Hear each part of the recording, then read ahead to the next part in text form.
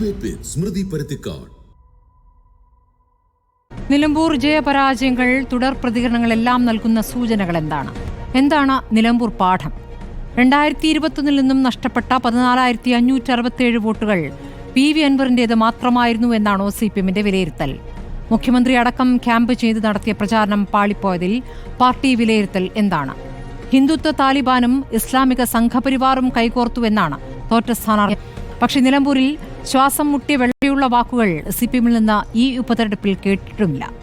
ജമാഅത്തെ എന്ന് BJP-യും CPM ഒരുപോലെ പറയുന്നത് കേട്ടുതാനും. അൻവർ എന്ന ഒറ്റയാൻ നേടിയ 19,760 വോട്ട് ആർക്കൊക്കെയുള്ള മറുപടിയാണ്. വരുന്ന തെരഞ്ഞെടുപ്പുകളിലും പിന്തുണ UDF-നെന്ന വെൽഫെയർ പാർട്ടി വ്യക്തമാക്കുമ്പോൾ 2026-ലെ പോർക്കളത്തിന്റെ ചിത്രം തെളിയുകയാണോ? ഏതൊക്കെയാണ് ഫെയറായ സഹകരണം?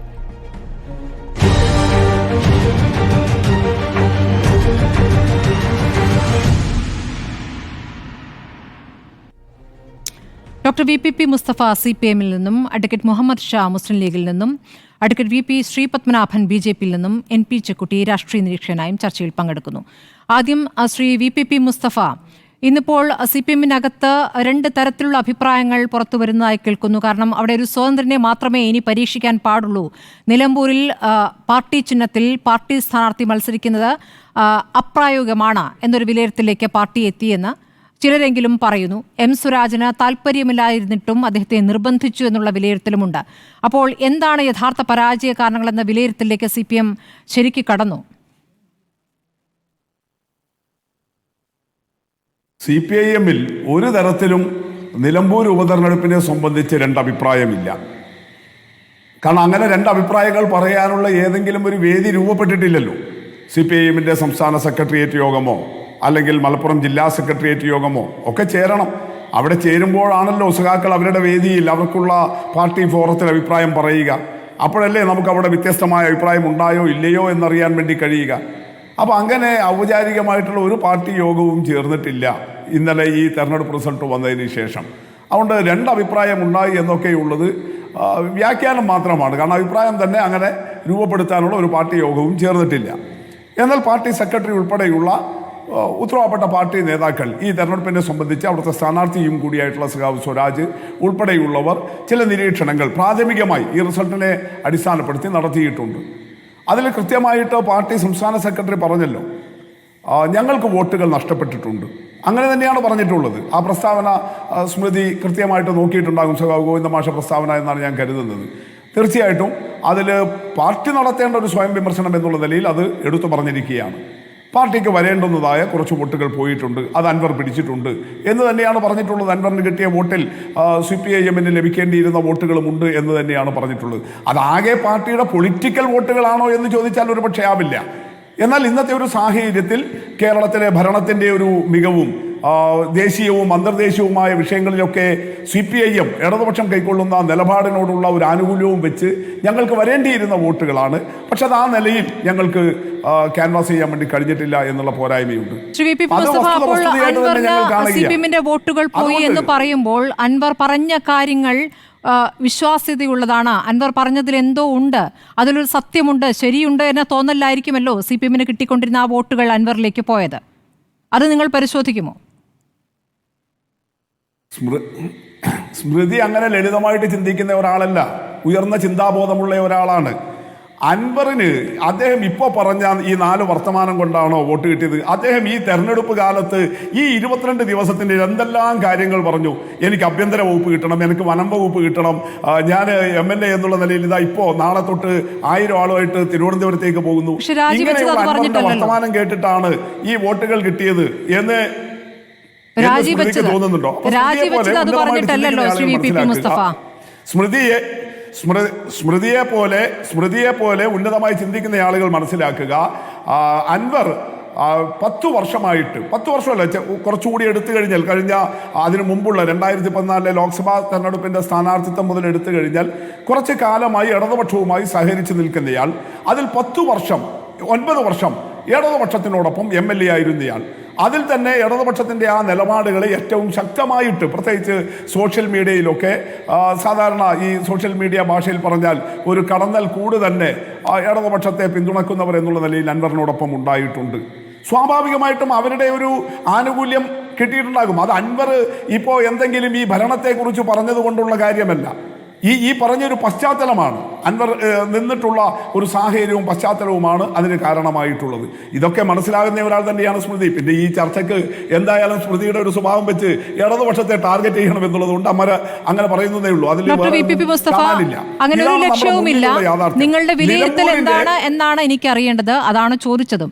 കാരണം അവിടെ RSSും ഇവിടെ സംസ്ഥാന പോലീസും തമ്മിലുള്ള ബന്ധം, ADGPയും RSS നേതാക്കളും തമ്മിലുള്ള കൂടിക്കാഴ്ച, അതിൽ വ്യക്തമായ മറുപടി കിട്ടിയിട്ടില്ല എന്നും പോലീസിനകത്ത് RSS ഉണ്ട് എന്ന രൂപത്തിൽ അദ്ദേഹം നടത്തിയ വാർത്താ സമ്മേളനങ്ങളും അതിന് കൃത്യമായി മറുപടി കിട്ടിയാത്ത സാഹചര്യം ഇവിടെയുണ്ട്. അതിനിടയ്ക്കാണ് അപ്പുറത്ത് CPM നടത്തുന്ന പ്രചാരണം ഏത് രൂപത്തിലാണ് എന്നുള്ളൊരു വിഷയം വരുന്നത്. അതിൽ BJPയുടെ പ്രചാരണവും BJP പറയുന്നതും CPM പറയുന്നതും ഒന്നാണ് എന്ന വ്യാഖ്യാനവും ഒരു വശത്ത് നടക്കുന്നുണ്ട്. കാരണം ജമാഅത്തെ, നിങ്ങൾക്ക് പിന്തുണ നൽകിയിരുന്ന ജമാഅത്തെ ഇസ്ലാമി പിന്നീട് അത് വെൽഫെയർ പാർട്ടി ആയപ്പോൾ 2019 മുതൽ UDFനെ പിന്തുണയ്ക്കുന്ന ഒരു സാഹചര്യം വരുന്നു. അത് ലോക്സഭാ തെരഞ്ഞെടുപ്പിലുണ്ടായിരുന്നു, നേരത്തെയുള്ള പാലക്കാട് ഉപതെരഞ്ഞെടുപ്പിലുണ്ടായിരുന്നു. അപ്പോഴൊന്നും പറയാത്ത കാര്യം നിലമ്പൂരിൽ നിങ്ങൾ ഒന്നുകൂടി ശക്തമായി ഒരു ഉറച്ച് അതിൽ തന്നെ നിന്നുകൊണ്ട് പ്രചാരണം നടത്തിയത്. അത് തന്നെ അവിടെ നിന്ന് BJPയിൽ നിന്നും കേൾക്കുകയുണ്ടായത്. അതുകൊണ്ടാണ് നിങ്ങൾക്ക് രണ്ടുപേർക്കും ഒരേ സ്വരം എന്ന രൂപത്തിലുള്ള വിമർശനം വരുന്നത്. അതിനുള്ള മറുപടിയുണ്ടോ? യഥാർത്ഥത്തിൽ ഇന്ന് ആരുടെ സ്വരമാണ് ഒരേ സ്വരത്തിൽ വന്നത് എന്നറിയാത്തൊരു മാധ്യമപ്രവർത്തകയല്ല നിങ്ങൾ. ഇന്നത്തെ ഈ നിലമ്പൂർ ഉപതെരഞ്ഞെടുപ്പിന്റെ റിസൾട്ട് വന്നതിന് ശേഷം ആരുടെ സ്വരങ്ങളാണ് ഒരേ ഈണത്തിലും താളത്തിലുമുള്ളത്, അതിനെക്കുറിച്ച് എന്ന് പരാമർശിക്കാതെ ഈ പഴയ ഏതോ ചില സംഗതികൾ കൊണ്ടുവന്ന് നിങ്ങളുടെ സ്വരമല്ലേ ഒരുപോലെയൊക്കെ ഇരിക്കുന്നത് എന്ന് വ്യാഖ്യാനിക്കാനുള്ള ശ്രമം എന്തൊരു വൃഥാവിലുള്ള പരിശ്രമമാണ്. നിങ്ങൾ നോക്കൂ, ഇവിടെ എന്ത് ഭരണവിരുദ്ധ വികാരമാണുള്ളത്? അൻവർ പറഞ്ഞ ഏതെങ്കിലും ഒരു പോലീസ് വിമർശനത്തിന്റെ പേരിലാണോ അവിടെ ഇപ്പോൾ വോട്ടുകൾ അവിടെ ഈ തെരഞ്ഞെടുപ്പ് വിധി ഉണ്ടായിട്ടുള്ളത്? അങ്ങനെയാണെങ്കിൽ ലോക്സഭാ തെരഞ്ഞെടുപ്പിലേതുപോലെ അവിടെ ഇടതുപക്ഷം തോറ്റമ്പണ്ടേ? രാഹുൽ ഗാന്ധി 2024 ലോക്സഭാ തെരഞ്ഞെടുപ്പിൽ സ്ഥാനാർത്ഥിയായപ്പോൾ അദ്ദേഹത്തിന് 99,000 വോട്ട് ലഭിച്ചു. അന്ന് അവിടെ ഇടതുപക്ഷ സ്ഥാനാർത്ഥിക്ക് ലഭിച്ചത് 41,000 വോട്ടാണ്.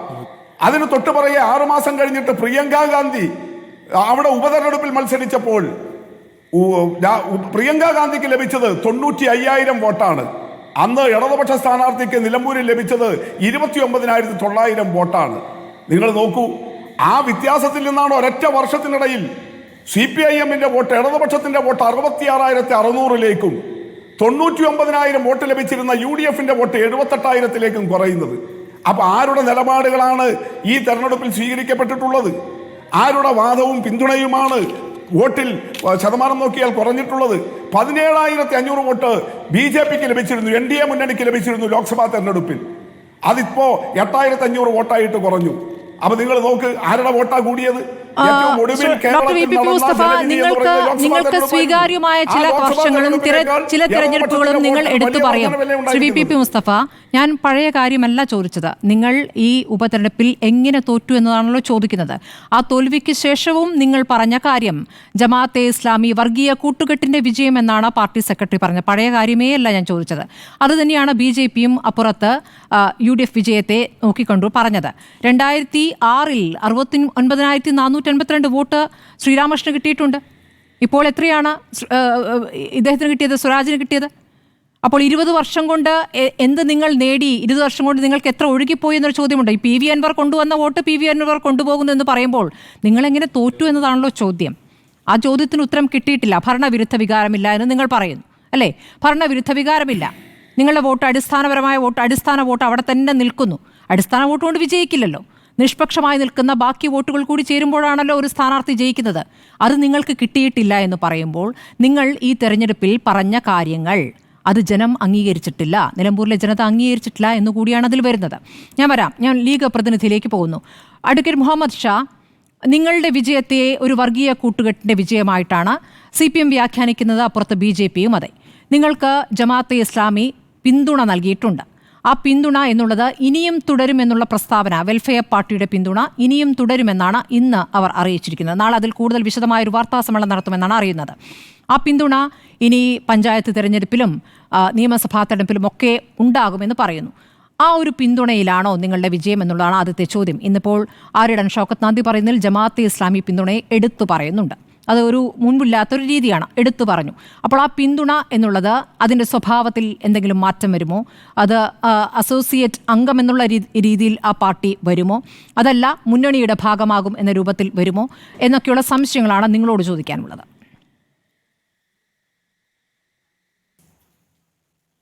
സ്മൃതി, ഒരു തെരഞ്ഞെടുപ്പുമായി ബന്ധപ്പെട്ട് നമ്മളിപ്പോൾ UDF ഏകദേശം 77,000 വോട്ട് ലഭിച്ചിരിക്കുന്നു, CPM 66,000 66,000 വോട്ട് ലഭിച്ചിരിക്കുന്നു. ഇത് എല്ലാ വിഭാഗം ആളുകളുടെയും വോട്ട് UDF അനുകൂലമായി വന്നു എന്ന് വേണം കരുതാൻ. ഇപ്പോൾ ഞാൻ പറയുന്നത്, ജനാധിപത്യത്തിൽ വോട്ട് ചെയ്യുക എന്ന് പറയുന്നത് ഒരു വ്യക്തിയുടെ അവകാശമാണ്. വേണമെങ്കിൽ ഒരു കൂട്ടം ആളുകൾ കൂടി ഇരുന്നിട്ട് പറയുകയാണ് നമുക്ക് ഇന്ന മുന്നണിക്ക് വോട്ട് ചെയ്യാം, അല്ലെങ്കിൽ ഭരണമുന്നണിക്കെതിരെ വോട്ട് ചെയ്യാം, അല്ലെങ്കിൽ അനുകൂലമായി വോട്ട് ചെയ്യാമെന്ന് തീരുമാനിച്ചാൽ ആ തീരുമാനപ്രകാരമാണ് വോട്ട് ചെയ്യപ്പെടുന്നത്. ഇപ്പോൾ ജമാഅത്തെ ഇസ്ലാമി മാത്രമല്ല, വിടുതല ജനതാ കക്ഷി എന്ന് പറയുന്ന വലിയ അംബേദ്കർ പാർട്ടി അവരുടെ പ്രാതികൾ വന്ന് നമ്മുടെ കൂടെ വന്നിട്ട് എന്താ പറയുക, പത്രസമ്മേളനം നടത്തി പിന്തുണ അറിയിച്ചു. എല്ലാ മേഖലകളിലും വർക്ക് നടത്തി. അത് എന്താ പറയുക, SC ഓർഗനൈസേഷനാണ്. അതുപോലെ തന്നെ തീവ്രസഭയുടെ ഓർഗനൈസേഷൻ, ഒരുപാട് പേര് പിന്തുണകളും പറഞ്ഞു. അതായത് ഗവൺമെൻറ്റിൻ്റെ തെറ്റായ പോളിസിക്കെതിരെയുള്ള അവരുടെ പ്രതികരണമാണ്. ആ പ്രതികരണത്തിലൂടെ നമുക്ക് വോട്ട് തന്നാൽ, UDF വോട്ട് തന്നാൽ, LDF വോട്ട് തന്നാൽ, ആ വോട്ട് തരുന്നതിൻ്റെ അർത്ഥം നമ്മുടെ ഐഡിയോളജി അല്ല, CPM അല്ലെങ്കിൽ കോൺഗ്രസിൻ്റെ അല്ല ലീഗിൻ്റെ ഐഡിയോളജി മുഴുവൻ അവർ അക്സെപ്റ്റ് ചെയ്തു എന്നല്ല അർത്ഥം. നിലവിലെ പോളിസി അവർ ഗവൺമെൻറ്റിൻ്റെ പോളിസി എതിർക്കുന്നു, അതിനൊരു മാറ്റം വേണമെന്നുള്ള ആഗ്രഹത്തിൽ നിന്നാണ് ആ തീരുമാനം എടുക്കുന്നത്. അതേപോലെ തന്നെ നമുക്കിപ്പോൾ CPM കാരന് എനിക്കൊരു വോട്ട് തന്നാൽ ഞാൻ CPM ഐഡിയോളജി സ്വീകരിച്ചു എന്നല്ല അർത്ഥം, അല്ലെങ്കിൽ എൻ്റെ ഐഡിയോളജി ആ വോട്ട് തന്നയാൾ സ്വീകരിച്ചു എന്നല്ല അർത്ഥം. അത് ഇഷ്യൂ ബേസ്ഡ് ആയിട്ടുള്ള നിലവിലുള്ള പബ്ലിക് അഡ്മിനിസ്ട്രേഷനിലുള്ള അവരുടെ വികാരം ഒരു എക്സ്പ്രസ് ചെയ്യാണ്. ഇത് ജനാധിപത്യത്തിൽ തെരഞ്ഞെടുപ്പ് എന്ന് പറഞ്ഞാൽ അതിനുവേണ്ടി മാത്രമുള്ളതാണ്. അങ്ങനെ വോട്ട് ചെയ്യാനുള്ള തീരുമാനം ഓരോ ഗ്രൂപ്പും, സോഷ്യൽ ഗ്രൂപ്പ് എടുക്കുമ്പോൾ ആ തീരുമാനങ്ങൾ എടുക്കുന്നതിൻ്റെ കാരണത്തെക്കുറിച്ച് ഭരണകക്ഷി പഠിക്കണം. അവരങ്ങനെ തീരുമാനം എടുക്കുന്നതിൻ്റെ ബേസിക് റീസൺ അവരുടെ ഭരണവുമായി ബന്ധപ്പെട്ട പ്രശ്നങ്ങളാണ് എന്നവർ മനസ്സിലാക്കണം. ആ പ്രശ്നങ്ങൾ മാറ്റാതെ, അതിനെക്കുറിച്ച് ചിന്തിക്കാതെ ഈ ആരെങ്കിലും പിന്തുണ പറയുന്നത് ജനാധിപത്യ അവകാശമാണ് പിന്തുണ കൊടുക്കുക എന്നുള്ളത്. പിന്തുണ കൊടുക്കുമ്പോൾ അവരെ ശുദ്ധമായ അസഭ്യം പറയുക, അവരോട് പോയി പിന്തുണ ചോദിക്കും, അവരുടെ പിന്തുണ മേടിക്കുകയും ചെയ്യും. അപ്പോൾ പിന്തുണ അവർക്ക് ഇപ്പോൾ PDP പിന്തുണ കൊടുത്തു, പിന്നെ ഇടതുപക്ഷത്തിന് പിന്തുണ കൊടുത്തു, മറ്റു പല കക്ഷികളും പിന്തുണ കൊടുത്തു. അപ്പോൾ ഈ പിന്തുണ കൊടുക്കുന്ന ആളുകളൊക്കെ നല്ല ആളുകളും അല്ലാത്തൊരു മോശം. ഇപ്പോൾ PDPയെക്കുറിച്ച് ഞങ്ങൾക്ക് മോശം പറയേണ്ട ആവശ്യമില്ല, അവരുടെ തീരുമാനമാണ്. ഗവൺമെൻറ്റിൻ്റെ പോളിസി എത്ര തെറ്റായതാണെങ്കിലും ശരി, ഞങ്ങൾ അവരെ പിന്തുണയ്ക്കാൻ തീരുമാനിച്ചു. ഇത് PDPക്ക് എടുക്കാനുള്ള അവകാശമുണ്ടെന്നേ. ആ അവകാശം അവർ ഇൻവോക്ക് ചെയ്തു, അവർ വോട്ട് ചെയ്തു. പക്ഷേ വോട്ട് ചെയ്തിട്ടും സ്വരാജിനെ പോലെ ഏറ്റവും സ്റ്റാർ കാൻഡിഡേറ്റ് ആയിട്ട് പോലും 11,000 വോട്ടിന് അവിടെ പരാജയപ്പെട്ടിരിക്കുകയാണ്. ആ പരാജയപ്പെടുന്നതിൻ്റെ കാരണം ഞങ്ങളവിടെ പ്ലേസ് ചെയ്തത്, അതായത് UDF അവിടെ പ്ലേസ് ചെയ്തത് ഗവൺമെൻറ്റിൻ്റെ നയങ്ങളാണ്, ഗവൺമെൻറ് തീരുമാനങ്ങളാണ്, ഗവൺമെൻറ് കെടുകാര്യസ്ഥതയാണ്. ആ ഇഷ്യൂസ് റിഫ്ലക്റ്റ് ചെയ്തു. അതായത് പാൻ കോൺസ്റ്റിറ്റ്യുവൻസി ഇമ്പാക്റ്റാണ്. അതല്ല ഒരു പർട്ടിക്കുലർ ഏരിയയിലോ, പർട്ടിക്കുലർ ആളുകൾ കൂടുതലുള്ള ഏരിയയിലോ, മതക്കാർ കൂടുതലുള്ള ഏരിയയോ, രാഷ്ട്രീയക്കാർ കൂടുതലുള്ള ഏരിയയിലല്ല, എല്ലായിടത്തും ഒരേ ഇമ്പാക്റ്റാണ്. എക്സെപ്റ്റ് ഒരു പർട്ടിക്കുലർ ഒരു പഞ്ചായത്ത് ഒഴിച്ചിട്ട് ബാക്കി എല്ലാ സ്ഥലത്തും ലീഡ് ചെയ്യുകയും ആ പഞ്ചായത്തിൽ തന്നെ മുമ്പ് ഉണ്ടായിരുന്ന ലീഡ് കുറയുകയും ചെയ്യുന്നു എന്ന് പറഞ്ഞാൽ അതിൻ്റെ അർത്ഥം ഗവൺമെൻറ്റിൻ്റെ കെടുകാര്യസ്ഥതയ്ക്കെതിരെയുള്ള, അല്ലെങ്കിൽ ഗവൺമെൻറ് പ്രവർത്തനങ്ങളുടെ വീഴ്ചകൾക്കെതിരെയുള്ള, മാൽ അഡ്മിനിസ്ട്രേഷനെതിരെയുള്ള ഒരു വോട്ടിംഗ് ആണ് എന്ന് മനസ്സിലാക്കാനുള്ള വിവേകം നമുക്ക് കാണിക്കണം. അത് കാണിക്കുന്നില്ല. ഇപ്പോൾ ഈ പറഞ്ഞ ആളുകളൊക്കെ വീണ്ടും ഈ പിന്തുണ തുടരുമെന്ന് പറഞ്ഞാൽ അതിനർത്ഥം എന്താണ്? ഇപ്പോൾ ഗവൺമെൻറ്റിൽ ഭാഗമല്ലാതെ നിൽക്കുന്ന മുന്നണിയാണ് UDF, അല്ലെങ്കിൽ കോൺഗ്രസ്, അല്ലെങ്കിൽ ലീഗ്. കേന്ദ്രത്തിലും സർക്കാരിലില്ല, കേരളത്തിലും സർക്കാരില്ല. കഴിഞ്ഞ 10 വർഷമായിട്ടില്ലാത്ത ഒരു രാഷ്ട്രീയ പ്രസ്ഥാനമെന്ന നിലയ്ക്ക് ഭരണക്കാരുടെ കെടുകാര്യസ്ഥതയ്ക്കെതിരെ പിന്തുണ കൊടുക്കാൻ ആളുകൾ വരും. അങ്ങനെ വരുമ്പോൾ ധാർഷ്ട്യം കാണിക്കരുത്. അവരെല്ലാം കുഴപ്പക്കാരാണ് എന്ന് വിളിച്ചു പറയുകയല്ല ചെയ്യേണ്ടത്. നിങ്ങളുടെ നയം തിരുത്തണം. നയം തിരുത്തിയിട്ട് അവരുടെ പിന്തുണ ആർജിക്കാൻ കഴിയണം. ഇനിയും ഉണ്ടല്ലോ ഏതായാലും അവസാനമായി ഒരു 10 മാസം കൂടെ ഭരിക്കാനില്ലേ. ഈ 10 മാസം ഭരിക്കുമ്പോഴും ജനകീയ പ്രശ്നങ്ങളിൽ നിങ്ങളുടെ ധാർഷ്ട്യം ഒഴിവാക്കണം. ഏറ്റവും മിനിമം ആ ആശാ വർക്കർമാർ അതിന് സെക്രട്ടറിന് മുമ്പിൽ ഇരിക്കുമ്പോൾ അവരോട് നിങ്ങൾ കാണിക്കുന്നൊരു വെല്ലുവിളി ഉണ്ടല്ലോ, ആ വെല്ലുവിളിയൊക്കെ എത്രത്തോളം അത് റിഫ്ലക്റ്റ് ചെയ്തിട്ടുണ്ടെന്ന് നിങ്ങൾക്കറിയാമോ? നിങ്ങളെ ഈ വനം വകുപ്പ് മന്ത്രി ഇയാൾ മതി, അദ്ദേഹം എത്ര നിരുത്തരവാദിത്വപരമായ സ്റ്റേറ്റ്മെൻറ്റുകളാണ് നടത്തിക്കൊണ്ടിരുന്നത്. അത് ജനങ്ങളോടുള്ള വെല്ലുവിളിയല്ലേ? അത് തിരുത്താൻ തയ്യാറാകുന്നുണ്ടോ? അപ്പോൾ ഇത്തരം തിരുത്തലുകൾക്ക് വേണ്ടിയാണ് തെരഞ്ഞെടുപ്പ്. അതായത് തെരഞ്ഞെടുക്കപ്പെട്ട പ്രതിനിധിയെ തിരിച്ചു വിളിക്കാൻ സാധിക്കുമോ എന്ന് കോൺസ്റ്റിറ്റ്യൂന്റ് അസംബ്ലി ഡിബേറ്റ്സ് ചോദിച്ചപ്പോൾ തെരഞ്ഞെടുക്കപ്പെട്ട പ്രതികളെ തിരിച്ചു വിളിക്കാനുള്ള പ്രൊവിഷൻ കൊണ്ടുവന്നാൽ എപ്പോഴും തിരിച്ചുവിളി ഉണ്ടായിക്കൊണ്ടേയിരിക്കും. അതുകൊണ്ട് 5 വർഷം കൂടുമ്പോഴോ അല്ലെങ്കിൽ ഉപതെരഞ്ഞെടുപ്പുകളിലൂടെയോ ജനങ്ങൾക്ക് അവരുടെ പ്ലെബിസൈറ്റ് കൊടുക്കാൻ പറ്റും. ജനങ്ങൾക്ക് പറയാം ഇയാൾ കൊള്ളാമലയുടെ വേണ്ട എന്ന് തീരുമാനിക്കാം. അതൊക്കെ ഷോക്ക് ട്രീറ്റ്മെൻറ്റ്സ് ആണ്. ആ ട്രീറ്റ്മെൻറ്റ്സിലൂടെ ബെറ്റർ അഡ്മിനിസ്ട്രേഷൻ ഉണ്ടാകണമെന്നാണ് അതിൻ്റെ പോളിസി. അതിൻ്റെ ഭാഗമായി നിങ്ങൾക്കൊരു 4 ഷോക്ക് തന്നു. അത് പുതുപ്പള്ളി മുതൽ തന്നു, പുതുപ്പള്ളി തന്നു, തൃക്കാക്കരയിൽ തന്നു, പാലക്കാട്ട് തന്നു, ചേലക്കര തന്നു. അതിനുശേഷം ഇപ്പോൾ ഇതാ ഇവിടെ സിറ്റിംഗ് സീറ്റാണ് എന്നൊരു വ്യത്യാസം കൂടിയുണ്ട്. ഇത് തന്നെ തുടരുകയാണ്. ഒരു വ്യത്യാസം കൂടിയുണ്ട്. അപ്പോൾ വീണ്ടും ഇതേ ജൽപ്പനങ്ങൾ തുറന്നുകൊണ്ടിരുന്നാൽ തുറന്നതിന് നമുക്ക് കുഴപ്പമൊന്നുമില്ല. നിങ്ങൾ അത് തന്നെ തുറന്നുള്ളൂ. ഞങ്ങൾ പ്രതിപക്ഷത്ത് നിൽക്കുന്ന ആളുകളാണ്. ഞങ്ങളെ സംബന്ധിച്ച് ഞങ്ങൾ ഇതുവരെ പറഞ്ഞുകൊണ്ടിരുന്ന ആ ദുർഭരണത്തിനെതിരെയുള്ള ഞങ്ങളുടെ ക്യാമ്പയിനുമായി ഞങ്ങൾ മുന്നോട്ട് പോകും. ഇത് ഒരു സെക്യുലർ കേരളത്തിനെ നിങ്ങൾ അണ്ടർ എസ്റ്റിമേറ്റ് ചെയ്യരുത് എന്ന് പി കെ കുഞ്ഞാലിക്കുട്ടി സാഹിബ് പറഞ്ഞ ഒരു ഡയലോഗുണ്ട്. നിങ്ങൾ അണ്ടർ എസ്റ്റിമേറ്റ് ചെയ്ത് ഈ കേരളത്തിൻ്റെ മതേതരത്തെ നിങ്ങൾ അണ്ടർ എസ്റ്റിമേറ്റ് ചെയ്യരുത്. അവർക്കതൊന്നും അല്ല. നിങ്ങൾ ഈ പറയുന്ന കാര്യങ്ങളൊന്നും അവരുടെ തലയിൽ അവർക്ക് താല്പര്യമില്ല.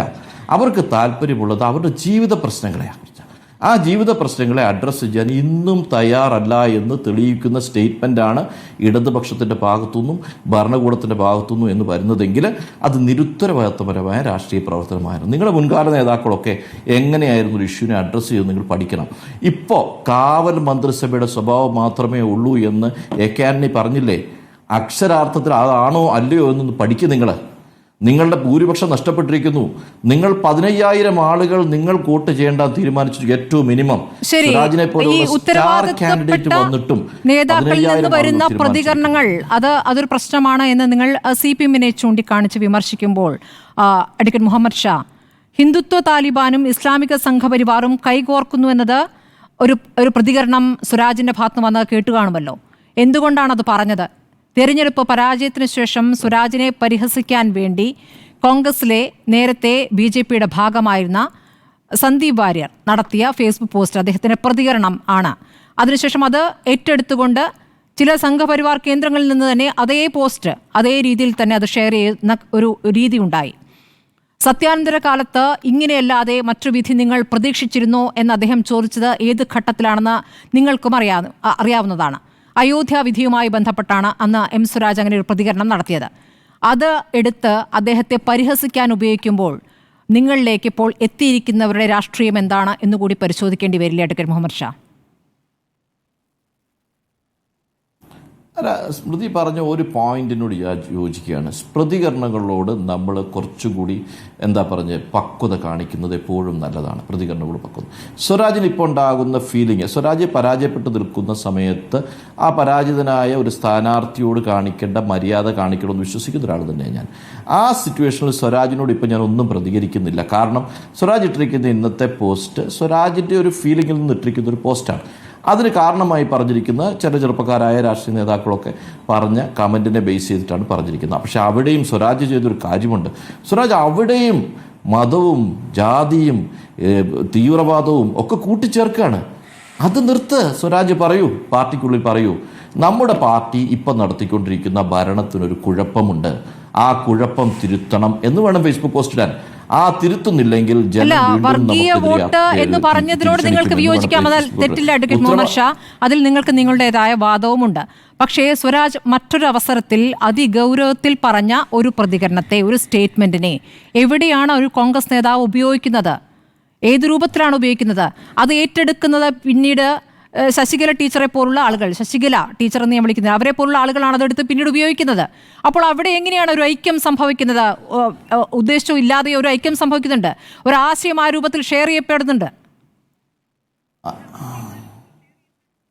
അല്ല, അവിടെയും ഞാൻ പറയുന്നത് അവിടെയും ഉപയോഗപ്പെടുത്തി ആരായിരുന്നാലും ശരി, മതവും ജാതിയും തീവ്രവാദവും തുടങ്ങിയ വാക്കുകൾ ഉപയോഗിച്ചുകൊണ്ട് രാഷ്ട്രീയം പറയുന്നതിന് പകരം എപ്പോഴും നമ്മൾ പറയേണ്ടത് ജനകീയ പ്രശ്നങ്ങൾ തന്നെയാണ്. ഇവിടെ സംഭവിച്ചത് എന്താണെന്ന് പഠിക്കുക. അതിപ്പോൾ ഒരു തെറ്റായ ഒരാളൊരു പരാമർശം നടത്തിയിരിക്കട്ടെ, പക്ഷെ അതിനോട് പ്രതികരിക്കുമ്പോഴും യഥാർത്ഥത്തിൽ സംഭവിച്ചത് എന്താണെന്ന് തിരിച്ചറിഞ്ഞുകൊണ്ടുള്ള പ്രതികരണങ്ങൾ. സ്വരാജിനോട് ഞാൻ ഇന്നത്തെ ദിവസം പറയുന്നത്, സ്വരാജിന് പെട്ടെന്ന് ഒരു ഹാർട്ട് ബേൺ ഉണ്ടായ ഒരു സംഭവമായിരിക്കും, പക്ഷേ എങ്കിൽ പോലും സ്വരാജിൽ നിന്നും നമ്മൾ എക്സ്പെക്ട് ചെയ്യുന്നത് തിരുത്തൽ പാർട്ടിക്കുള്ളിൽ വേണം, തിരുത്തൽ സർക്കാരിൽ വേണം എന്ന വാക്ക് തീർച്ചയായിട്ടും അത് പാർട്ടിക്കുള്ളിൽ അദ്ദേഹം പറയുമെന്ന് തന്നെയാണ് ഞാൻ വിശ്വസിക്കുന്നത്. കാരണം ഒരു സ്ഥാനാർത്ഥി എന്ന നിലയ്ക്ക് അദ്ദേഹം ജനങ്ങളെ തൊട്ടറിഞ്ഞിട്ട് ജനങ്ങളുടെ വികാരം എന്താണെന്ന് മനസ്സിലാക്കി അദ്ദേഹത്തിന് കിട്ടിയൊരു ഇമ്പാക്റ്റിനെ പാർട്ടി കമ്മിറ്റികൾ അദ്ദേഹം പറയുമെന്ന് തന്നെ ഞാൻ വിശ്വസിക്കണം. ശരി, ഞാൻ BJP പ്രതിനിധിയിലേക്കും ശ്രീ NP ചെക്കുട്ടിയിലേക്കും അഡ്വക്കേറ്റ് VP ശ്രീപത്മനാഭനിലേക്ക് എത്താം. മാഡം അഡ്വക്കേറ്റ് VP ശ്രീപത്മനാഭൻ, ഇപ്പോൾ VP മുസ്തഫയോട് ചോദിച്ച അതേ കാര്യം ഞാൻ അങ്ങയോടും ചോദിക്കുകയാണ്. UDFന്റെ വിജയം വർഗീയ വോട്ടുകൾ നേടിയുള്ള വിജയം എന്ന രൂപത്തിൽ BJPയും CPMും ഒരുപോലെ പ്രതികരിക്കുന്നത് കണ്ടു. അതുകൊണ്ട് നിങ്ങളുടെ രണ്ടു കൂട്ടരുടെയും വാദം ഒന്നാണ്, നിങ്ങൾ ഭൂരിപക്ഷ വർഗീയതയുമായി ബന്ധപ്പെട്ട് സമാനമായ നിലപാടെടുക്കുന്നു. നിങ്ങൾക്ക് ഭൂരിപക്ഷ വോട്ട് കിട്ടാൻ രണ്ടു കൂട്ടർക്കും ഒരേ തന്ത്രങ്ങൾ എന്ന രൂപത്തിലാണ് അതിനെ വിലയിരുത്തുന്നത്. അതിനുള്ള മറുപടി എന്താണ്? അല്ല, ഞങ്ങളുടെയും CPMൻ്റെയും വാദം ഒന്നല്ല, രണ്ടും രണ്ടാണ്. നോക്കൂ, ജമാഅത്ത് ഇസ്ലാമി എന്ന് പറയുന്നത് 1941 ഓഗസ്റ്റിൽ ലാഹോറിൽ വെച്ച് ഇസ്ലാമിക രാഷ്ട്രീയ സംവിധാനം സൃഷ്ടിക്കാൻ, അതായത് പൊളിറ്റിക്കൽ ഇസ്ലാം സൃഷ്ടിക്കാൻ, ശരിയ നിയമത്തിന് അടിസ്ഥാനപ്പെടുത്തിയ ഒരു ഭരണം സൃഷ്ടിക്കാൻ ഒരു പൊളിറ്റിക്കൽ ഇസ്ലാം എന്ന സംഘടനയാണ്. അതിനു വേണ്ടി പ്രവർത്തിക്കുന്നവരാണ് അവർ. ഇന്ത്യയിലെ യൂണിറ്റിൻ്റെ കീഴിലല്ല കാശ്മീരിലെ യൂണിറ്റ്, രണ്ടും രണ്ടാണ്. അപ്പോൾ ആ രീതിയിൽ പ്രവർത്തിക്കുന്ന ഒരു സംഘടനയാണ്. ഈ രണ്ട് മുന്നണികളും അവരുമായിട്ടുള്ള ബന്ധം എങ്ങനെയാണ്? ഇപ്പം പഴയ കാല ചരിത്രമൊന്നും വേണ്ട. 2020 തദ്ദേശ സ്വയംഭരണ സ്ഥാപന തിരഞ്ഞെടുപ്പിൽ അവർ LDFുമായി ചർച്ച ചെയ്ത് സഖ്യത്തിലേർപ്പെട്ടവരാണ്. അതായത് AKG സെൻട്രൽ വെച്ച് ചർച്ച നടന്നു. അതിൻ്റെ അടുത്തുള്ള കോടിയേരി ബാലകൃഷ്ണൻ അന്നത്തെ സംസ്ഥാന സെക്രട്ടറി താമസിച്ചിരുന്ന ഫ്ലാറ്റിൽ വെച്ച് ചർച്ച നടന്നു. ആ ചർച്ചയുടെ അടിസ്ഥാനത്തിൽ കേരളത്തിലെ വിവിധ ജില്ലകളിൽ ഇന്നെന്ന തദ്ദേശ സ്വയംഭരണ സ്ഥാപനങ്ങൾ ഐഡൻറ്റിഫൈ ചെയ്ത് അവിടെ വെൽഫെയർ പാർട്ടിയുമായി സഖ്യമുണ്ടാക്കി തന്നെ നിന്നതാണ്. കോഴിക്കോട് ജില്ലയിൽ മുക്കം മുനിസിപ്പാലിറ്റി ഉദാഹരണം. ആ രീതിയിൽ ഒരു സഖ്യത്തിന് അന്ന് അവർ 2020 തദ്ദേശ സ്വയംഭരണ സ്ഥാപന തെരഞ്ഞെടുപ്പ്. അതിനുശേഷം 2021 നിയമസഭാ തെരഞ്ഞെടുപ്പിലും അവരുടെ ഭാഗത്തുനിന്ന് സഹായം ഉണ്ടായിട്ടുണ്ട് ഇടതുപക്ഷത്തിൽ. പക്ഷേ 2019 ലോക്സഭാ തെരഞ്ഞെടുപ്പിൽ UDFനെ ആയിരുന്നു സഹായിച്ചതെന്നാണ് ഞാൻ മനസ്സിലാക്കുന്നത്. ഒരു പക്ഷേ 24 അങ്ങനെയാണ് സംഭവിച്ചത്. അപ്പോൾ അവരെ സംബന്ധിച്ചിടത്തോളം അവർ കൃത്യമായ അജണ്ടയുടെ അടിസ്ഥാനത്തിൽ, അവർക്കൊരു അജണ്ടയുണ്ട്, അത് പൊളിറ്റിക്കൽ ഇസ്ലാമാണ്.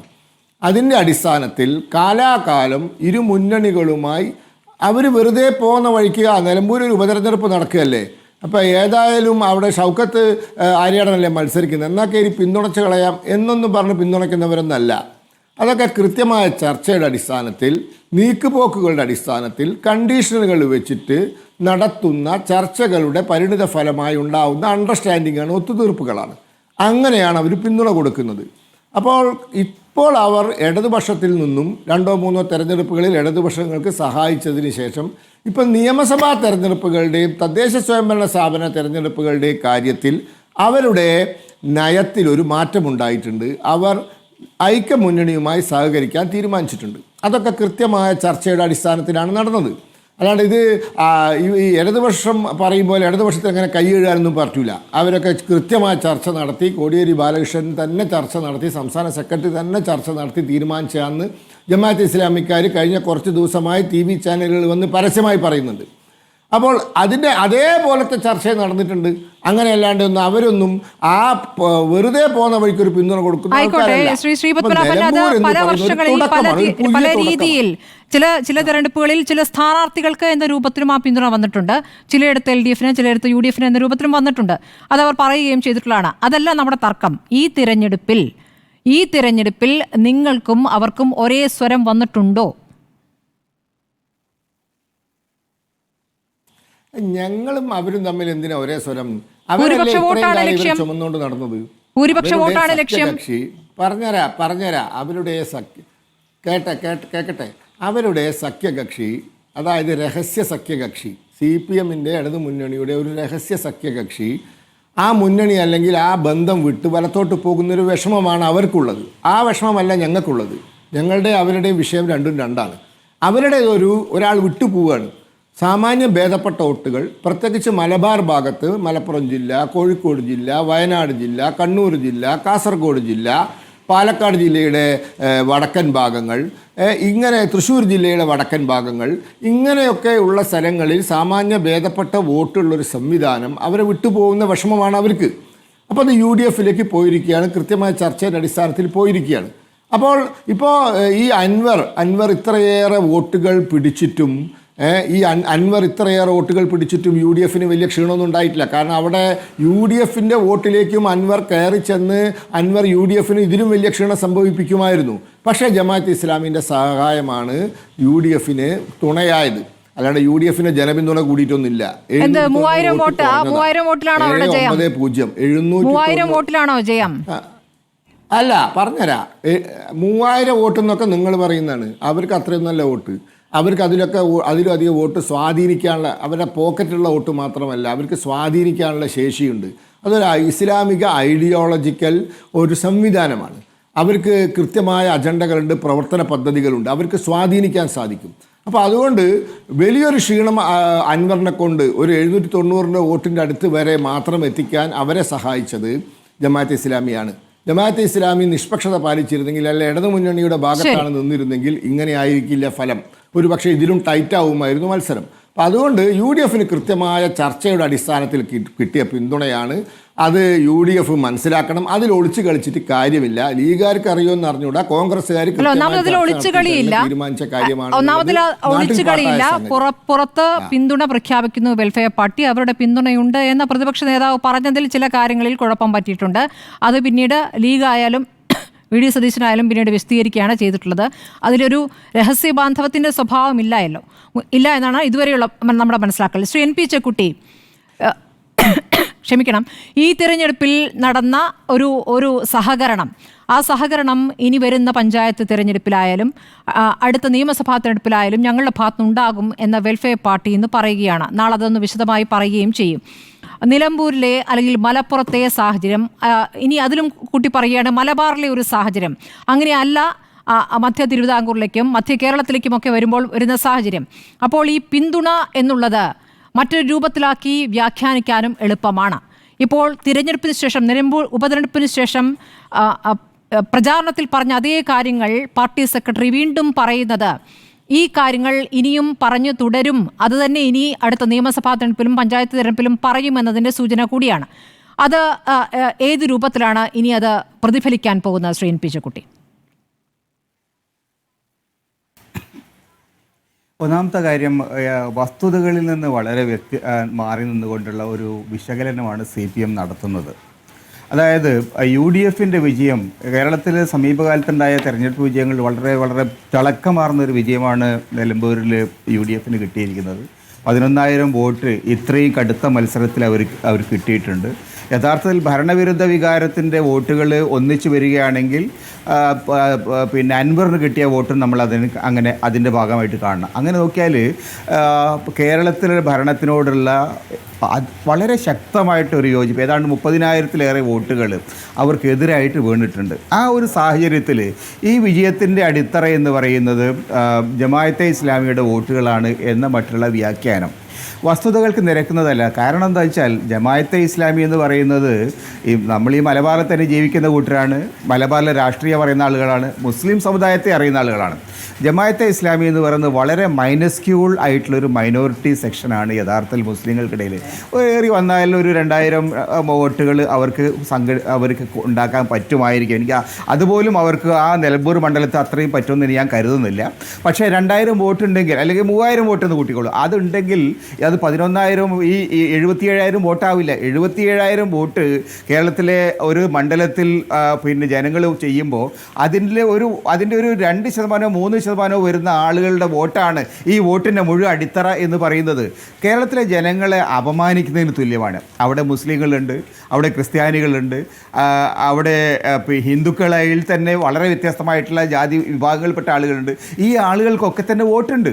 അപ്പോൾ അങ്ങനെയുള്ള ഒരു സ്ഥലത്ത് ഏതെങ്കിലും ഒരു സാമൂഹിക വിഭാഗത്തെ, ഒരു പ്രത്യേക വിഭാഗത്തെ മാത്രം ഒറ്റതിരിച്ച് ഇവരുടെ വോട്ട് കൊണ്ടാണ് മറ്റവർ ജയിച്ചത് എന്ന മട്ടിലൊക്കെ ഉള്ളത് വസ്തുതകളുമായിട്ട് യാതൊരു നിലക്കും യോജിക്കുന്നതല്ല. പക്ഷേ ശ്രീ എൻ പി ചെക്കുട്ടി, അതിലൊരു ബോധപൂർവമായ ചില പ്രത്യേക ശ്രമങ്ങൾ അതിൽ നടക്കുന്നില്ലേ എന്നുള്ളതാണ് ഞാൻ ചോദിക്കുന്നത്. നിലമ്പൂരിൽ താങ്കൾ പറഞ്ഞത് അവിടുത്തെ സെക്യുലർ ഫാബ്രിക് എത്രത്തോളം ശക്തമാണ് എന്നുള്ളത് നമുക്കറിയാവുന്ന കാര്യമാണ്. നിലമ്പൂരിലും മലപ്പുറത്തും അത് കണ്ടിട്ടുള്ളതാണ്. പക്ഷേ അതിനി മധ്യ കേരളത്തിലേക്ക് വരുമ്പോൾ, തിരുവനന്തപുരത്തേക്ക് വരുമ്പോഴൊക്കെ ഇതേ കാര്യങ്ങൾ അവിടെ ആവർത്തിച്ചാൽ അത് ഏത് രൂപത്തിലാണ് അത് പ്രതിഫലിക്കാൻ പോകുന്നത്? ഇത് അപകടകരമായൊരു സാഹചര്യം സൃഷ്ടിക്കുന്നുണ്ട്. അത് തുടരുമെന്നതിന്റെ സൂചന ഇവിടെ നൽകുന്നുമുണ്ട്. അല്ല, എന്ത് അപകടമാണ് കേരളത്തിലെ വോട്ടർമാരുടെ വോട്ട് ചെയ്ത് പാകിസ്ഥാനിലുള്ള പിന്നെ മൗലാന മൗദൂദിൻ്റെ വോട്ട് ആരെങ്കിലും ചോദിച്ചിട്ടുണ്ടോ? അപ്പോൾ ഈ മൗലാന മൗദൂദിയും അതേപോലെ പാകിസ്ഥാനിലും ബംഗ്ലാദേശിലുള്ള ആളുകളുടെ വോട്ടല്ലല്ലോ, കേരളത്തിലുള്ള മലയാളികളായിട്ടുള്ള കേരളത്തിൽ വോട്ടുള്ള കുറേ ആളുകളോടാണ് വോട്ട് ചോദിക്കുന്നത്. ആ ആളുകൾ പിന്നെ ഏത് പാർട്ടിയായാലും ശരി, ഏത് സമുദായമാണെങ്കിലും ശരി, അവരോട് വോട്ട് ചോദിക്കാനും വോട്ട് വാങ്ങാനുള്ള അവകാശം ജനാധിപത്യത്തിൽ എല്ലാവർക്കും ഉള്ളതാണ്. ഈ ആളുകളൊക്കെ ഇനിയിപ്പോൾ ഇന്ത്യയിലെ പൗരന്മാരല്ല, ഇവർ പാകിസ്ഥാനിൽ പോയിക്കോണം എന്ന് നമുക്ക് പറയാൻ പറ്റുമോ? ആ നിലയിൽ പറയുന്ന ആളുകൾ കേരളത്തിൽ ഉണ്ടാകുമായിരിക്കും, ഇന്ത്യയിൽ ഉണ്ടാകുമായിരിക്കും. ഇവിടെയുള്ള ആളുകൾ ഇങ്ങനെയുള്ള കൂട്ടരൊന്നും ഇവിടെ നിൽക്കേണ്ടതില്ലാന്ന്. പക്ഷേ അതൊന്നും ഒരു ജനാധിപത്യ സമൂഹത്തിൽ നമുക്ക് ആക്സെപ്റ്റബിൾ അല്ല. ഈ നാട്ടിലുള്ള ആളുകൾ, ഇവിടെ ജനിച്ചു വളർന്ന ആളുകൾ, ഇവിടെ വോട്ടവകാശമുള്ള ആളുകൾ, ഈ ആളുകളിൽ നിന്ന് വോട്ട് ചോദിക്കാനും വോട്ട് വാങ്ങാനുമുള്ള അവകാശം നേരത്തെ ഇടതുപക്ഷത്തിനും വോട്ട് കൊടുത്തിട്ടുണ്ട്, ഇപ്പം UDF വോട്ട് കൊടുത്തിട്ടുണ്ട്. ഈ തരത്തിൽ രണ്ട് കൂട്ടർക്കും വോട്ട് കൊടുത്ത പാരമ്പര്യവും ജമാഅത്തെ ഇസ്ലാമിക്കുണ്ട്. യഥാർത്ഥത്തിൽ ജമാഅത്തെ ഇസ്ലാമി നിങ്ങൾ നോക്കിയാൽ ആദ്യകാലത്ത് 50കളിലും 60കളിലും ഒക്കെ തന്നെ അവർ ജനാധിപത്യ പ്രക്രിയയിൽ തന്നെ പങ്കെടുത്തിരുന്നില്ല, അവർ വോട്ട് ചെയ്തിരുന്നില്ല, അവർ സർക്കാർ ജോലികൾ ഏറ്റെടുത്തിരുന്നില്ല. ആ തരത്തിലുള്ള കൂട്ടർ ഇപ്പോൾ ജനാധിപത്യ പ്രക്രിയയുടെ ഭാഗമായി വന്നിട്ടുണ്ട്. അവർക്ക് താല്പര്യമുള്ള ആളുകൾക്ക് അവരുടെ നിലപാടുകൾക്കനുസരിച്ച് ഭരണത്തെ സംബന്ധിച്ച് അവരുടെ വിലയിരുത്തൽ അനുസരിച്ച് വോട്ട് ചെയ്യുന്നു. അതിനെ എങ്ങനെയാണ് പിന്നെ തടയാൻ കഴിയുക? 2019 അവർ പറയുന്നതനുസരിച്ചാണെങ്കിൽ അവരുടെ ഭരണഘടന മാറി എന്നുകൂടി പറയുന്നുണ്ട്. ഈ ശരീഅത്ത് നടപ്പാക്കുക എന്ന് വെച്ചാൽ ശരീഅത്തിന്റെ മലയാളം നീതി എന്നുള്ളതാണ്. നീതി നടപ്പാക്കാൻ വേണ്ടി നമ്മൾ നിൽക്കുന്നു എന്ന രൂപത്തിലേക്ക് അതിനെ വ്യാഖ്യാനിച്ച് മാറ്റുകയും ചെയ്തിട്ടുണ്ടെന്നാണ് അവരുടെ ഒരു വാദമായി വരുന്നത്. അപ്പോൾ 2019 ഈ ഭരണഘടന പുതുക്കുന്നതിന് മുമ്പ്, അതിനു മുമ്പുള്ള പിന്തുണ യഥാർത്ഥത്തിൽ CPM-നാണ് ലഭിച്ചിരുന്നത്. ഈ പറയുന്ന മതരാഷ്ട്രവാദം അവിടെ നിൽക്കുന്ന ഘട്ടത്തിലാണ് CPM-ന് പിന്തുണ ലഭിച്ചിരുന്നത്. ആ പിന്തുണയെ മറക്കുകയും അങ്ങനെ ഒരു സംഭവമേ ഉണ്ടായിട്ടില്ല എന്ന രൂപത്തിൽ അതിനെ വ്യാഖ്യാനിക്കുകയും അന്ന് നടത്തിയ പ്രതികരണങ്ങളെപ്പോലും ഇപ്പോൾ തള്ളിക്കളഞ്ഞുകൊണ്ടാണ് നിൽക്കുന്നത്. അത് എത്രത്തോളം മുന്നോട്ട് കൊണ്ടുപോകാൻ പറ്റും? ഈ വരുന്ന തിരഞ്ഞെടുപ്പിലും ഇത് തന്നെ പറയുമെന്നുള്ളതാണ് പറഞ്ഞുകൊണ്ടിരിക്കുന്നത്. അത് MB ഗോവിന്ദൻ വിശദീകരിക്കേണ്ട കാര്യമാണ്. കാരണം നമ്മൾ പിന്നെ ഒരു തെരഞ്ഞെടുപ്പിൻ്റെ രാഷ്ട്രീയം മനസ്സിലാക്കിയിട്ടുള്ള ആളുകൾ, കേരളത്തിലെ തെരഞ്ഞെടുപ്പിൻ്റെ ചരിത്രം അറിയുന്ന ആളുകൾക്കറിയാം, ജമാഅത്തെ ഇസ്ലാമി എന്ന് പറയുന്ന പ്രസ്ഥാനം നേരത്തെ അവർ വ്യക്തികളെ നോക്കിയിട്ടായിരുന്നു അവർ വോട്ട് കൊടുത്തത്. ആദ്യകാലത്ത് അവർ വോട്ടേ ചെയ്തിരുന്നില്ല. പിന്നീട് വോട്ട് ചെയ്യാൻ തുടങ്ങിയ സമയത്ത് അവർ മൂല്യങ്ങളുടെ അടിസ്ഥാനത്തിലുള്ള സ്ഥാനാർത്ഥികളെ മൂല്യാടിസ്ഥാനത്തിൽ വിലയിരുത്തിക്കൊണ്ട് ചിലപ്പോൾ ഇടതുപക്ഷക്കാർക്ക് കൊടുക്കും, ചിലപ്പോൾ UDF-കാർക്ക് കൊടുക്കും. ആ തരത്തിലുള്ളൊരു സമീപനം അവർക്കുണ്ടായിരുന്നു. പിന്നീടാണ് അവർ മുന്നണികൾക്ക് അനുകൂലമായി, രാഷ്ട്രീയ പ്രസ്ഥാനങ്ങൾക്ക് അനുകൂലമായ നിലപാടുകൾ മാറ്റിയത്. അപ്പോൾ ഈ തരത്തിൽ ഇടതുപക്ഷത്തിന് വോട്ട് കിട്ടിയിരുന്നു, ഇടതുപക്ഷത്തിന് അവർ അംഗീകരിച്ചിരുന്നു, അവിടുത്തെ പിന്തുണ കൊടുത്തിരുന്നു. ഇടതുപക്ഷത്തിൻ്റെ ആളുകൾ, കോടിയേരി അടക്കമുള്ള ആളുകൾ അവരോട് ചർച്ച ചെയ്തിട്ടുണ്ട്, അവർക്ക് വോട്ട് വാങ്ങിയിട്ടുണ്ട്. ഇത് ജമാഅത്തുകാർ പറഞ്ഞത് മാത്രമല്ല, ഇത് പത്രപ്രവർത്തനം നടത്തിയിട്ടുള്ള എല്ലാവർക്കും അറിയാം. ഇടതുപക്ഷവുമായിട്ട് ജമാഅത്തെ ഇസ്ലാമിയുടെ നേതാക്കൾ പലതവണ ചർച്ച നടത്തിയിട്ടുണ്ട്, അത്തരത്തിലുള്ള പിന്നെ ബന്ധങ്ങൾ അവർ സ്ഥാപിച്ചിട്ടുണ്ട്. ഇതൊക്കെ കേരള രാഷ്ട്രീയത്തിൽ സംഭവിക്കുന്നതാണ്. അത് തെറ്റാണെന്ന് എനിക്ക് അഭിപ്രായമില്ല. കാരണം കേരളത്തിൽ വോട്ടുള്ള ആളെ സംബന്ധിച്ചിടത്തോളം കേരളത്തിൽ വോട്ടുള്ള ആളോട് വോട്ട് ചോദിക്കാനും വാങ്ങാനുമുള്ള അവകാശം എല്ലാ പാർട്ടിക്കുണ്ട്. ഇതിനപ്പുറത്തേക്ക് വേറെയൊന്നും. കാരണം അവരിപ്പോൾ ഇസ്ലാമിക ഭരണം സ്ഥാപിക്കാനാണെങ്കിൽ ഇസ്ലാമിക ഭരണം സ്ഥാപിക്കാൻ അവർ പറയട്ടെ. അവരങ്ങനെ പറഞ്ഞിരുന്ന കാലമുണ്ട്. ഇപ്പോൾ അവരങ്ങനെയല്ല പറഞ്ഞത്. ഹുക്കുമത്തെ ഇലാഹി എന്ന മുദ്രാവാക്യം അവരെ ഉപേക്ഷിച്ച് കഴിഞ്ഞിട്ടുണ്ട്. അവർ ജനാധിപത്യ പ്രക്രിയയുടെ ഭാഗമായിട്ട് നിൽക്കുകയാണ്. ജനാധിപത്യം തങ്ങൾക്ക് വിശ്വാസമില്ല എന്ന് നേരത്തെ പരസ്യമായിട്ട് അവർ പറഞ്ഞതാണ്. പക്ഷേ ഇപ്പോൾ വിശ്വാസമുണ്ട് എന്നാണ് അവർ പറയുന്നത്. അതൊരു മനംമാറ്റമാണ്. ആ മാറ്റം എല്ലാ മനുഷ്യർക്കും എന്തായാലും ലീഗ് സമ്മതിക്കില്ല എന്നുള്ള കാര്യം വ്യക്തമാണ്. ലീഗിന് ഇക്കാര്യത്തിൽ വ്യക്തമായ നിലപാടുമുണ്ട്. കാരണം അതൊരു സഖ്യം എന്ന രൂപത്തിലോ സഹകരണം എന്ന രൂപത്തിലോ വേറെ രൂപത്തിലും വരില്ല. അവരുടെ പിന്തുണ അവർക്ക് വോട്ട് ചെയ്യുമെങ്കിൽ വോട്ട് ചെയ്യാം എന്ന രൂപത്തിൽ മാത്രമേ അത് നിൽക്കുകയുള്ളൂ എന്നുള്ളതാണ് ലീഗിന്റെ നിലപാട്. അപ്പോൾ ശ്രീ NP ചെക്കുട്ടി പറഞ്ഞ കാര്യങ്ങളുമുണ്ട്, അതിന് മറുപടി നൽകും. ശ്രീ മുഹമ്മദ് ഷാ, ലീഗിന്റെ പ്രതിനിധിയും അതുപോലെ മാധ്യമ നിരീക്ഷകൻ ശ്രീ ചെക്കുട്ടിയും ഇടതുപക്ഷ പ്രസ്ഥാനത്തിനും CPIM-നും നൽകിയിട്ടുള്ള നിരവധി ഉപദേശങ്ങൾ ഇപ്പോൾ ഉണ്ട്. തീർച്ചയായിട്ടും അതിന് വളരെ നന്ദി പറയുന്നു. ഞങ്ങൾക്ക് പാളിച്ച പറ്റിയിട്ടുണ്ടോ, ഭരണത്തിന് പോരായ്മയുണ്ടോ, ആശാവർക്കർമാരുടെ സമരത്തെ ഞങ്ങൾ അവഗണിക്കുന്നുണ്ടോ? ചർച്ച ചെയ്യേണ്ട കാര്യങ്ങളെല്ലാം ഞങ്ങൾ ചർച്ച ചെയ്യാം. അതൊക്കെ ചെയ്യുന്നൊരു പ്രസ്ഥാനം തന്നെയാണ് ഞങ്ങൾ. അതുകൊണ്ടാണല്ലോ മലവെള്ളപ്പാച്ചിൽ പോലെ കേരളത്തിലെ ഇടതുപക്ഷത്തെ വേട്ടയാടാനുള്ള നിരവധി ശ്രമങ്ങൾ ഉണ്ടായിട്ടും ഞങ്ങൾക്ക് പിടിച്ചു നിൽക്കാൻ വേണ്ടി കഴിഞ്ഞിട്ടുള്ളത്. എപ്പോഴൊക്കെ ഞങ്ങൾ പരിശോധിക്കേണ്ട അവസ്ഥ ഉണ്ടായിട്ടുണ്ടോ അപ്പോഴെല്ലാം കൃത്യമായി പരിശോധിക്കുകയും തിരുത്തലുകൾ വരുത്തി ജനങ്ങളുടെ വിശ്വാസത്തിലെടുത്ത് പോവുകയും ചെയ്യുന്നതുകൊണ്ടാണ്. അപ്പോൾ ആ നിലയിൽ ഇപ്പോഴത്തെ ഭരണത്തെ സംബന്ധിച്ചും അതുപോലെ CPIMന്റെ നിലപാടുകളെ സംബന്ധിച്ചും എല്ലാം പറഞ്ഞതിന് വളരെ നന്ദി. പക്ഷേ ലീഗിൻ്റെ പ്രതിനിധി പറയുന്നത് എന്താ? നിങ്ങൾ ഇതൊന്നും പറയാതെ, ഈ രാഷ്ട്രീയമൊന്നും പറയാതെ, ഭരണത്തെക്കുറിച്ചൊന്നും പറയാതെ, അതൊന്നും പരിശോധിക്കാൻ തയ്യാറാവാതെ നിങ്ങൾ മതവും ജാതിയും എല്ലാം പറഞ്ഞുകൊണ്ടേ ഇരിക്കുകയാണ്. ഇന്ന് ശ്രീ M. സ്വരാജ് എഴുതിയ ഫേസ്ബുക്കിൽ പോലും മതവും വർഗീയതയുമാണ് പറഞ്ഞിരിക്കുന്നത്. നിങ്ങൾ അതിനെക്കുറിച്ച് പറയാതെ ഭരണത്തെക്കുറിച്ച് സ്വരാജ് അദ്ദേഹത്തിന്റെ പാർട്ടി കമ്മിറ്റിയിൽ പോയി പറയൂ എന്നാണ് പറയുന്നത്. ആരാ പറയുന്നത്? മുസ്ലിം ലീഗിന്റെ പ്രതിനിധി. എന്താ പാർട്ടിയുടെ പേര്? ഇന്ത്യൻ യൂണിയൻ മുസ്ലിം ലീഗ് എന്നാണ്. മുസ്ലിം എന്ന് പറഞ്ഞാൽ എന്താണ്? മതത്തിന്റെ ചിഹ്നമല്ലേ?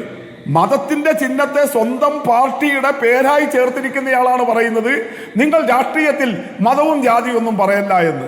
എങ്ങനെയുണ്ട് ഈ വൈരുദ്ധ്യം? നിങ്ങൾ ലീഗ് എന്ന് പറയുന്ന പാർട്ടി തന്നെ നിൽക്കുന്നത് മതപരമായ ചിഹ്നങ്ങളെയും അതിന്റെ സാധ്യതകളെയും ഉപയോഗപ്പെടുത്തിയാണ്. അപ്പോഴും അതിനൊരു സെക്കുലർ ഫാബ്രിക് കേരളത്തിന്റെ അന്തരീക്ഷത്തിൽ ഉണ്ടായിരുന്നു. എന്നാൽ സമീപകാലത്ത് പാണക്കാട് മുഹമ്മദ് അലി ഷിഹാബ് തങ്ങൾക്ക് ശേഷം, പിന്നെ ഹൈദരാലി തങ്ങൾക്ക് ശേഷവും സാദിഖ് അലി തങ്ങളെല്ലാം വന്നതിന് ശേഷം നേതൃത്വത്തിലേക്ക് എത്തിയപ്പോൾ മുസ്ലിം ലീഗ് എടുക്കുന്ന നിലപാട് എങ്ങനെയാണ്? ഇതുപോലെ ഇങ്ങനെ സോഫ്റ്റ് കോൺ എപ്പോഴെങ്കിലും ജമാഅത്തെ ഇസ്ലാമിയോട് നിങ്ങൾക്കുണ്ടായിരുന്നുവോ?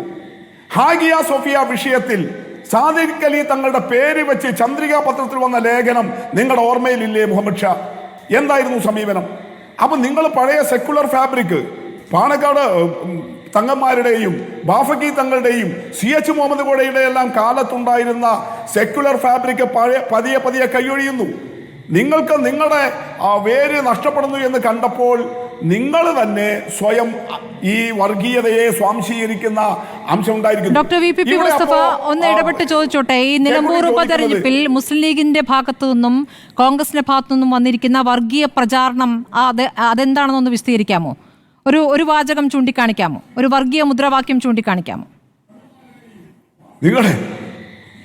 നിങ്ങളെ കാണേണ്ടത് ഞാൻ അതുകൊണ്ടാണ് പറഞ്ഞത്, ചേക്കൂട്ടിയും സ്മൃതിയും ഒക്കെ ഉയർന്ന ചിന്തയുള്ള നല്ല മാധ്യമ പ്രവർത്തകരാണ്. നിങ്ങൾ കാണേണ്ടത് എന്താ?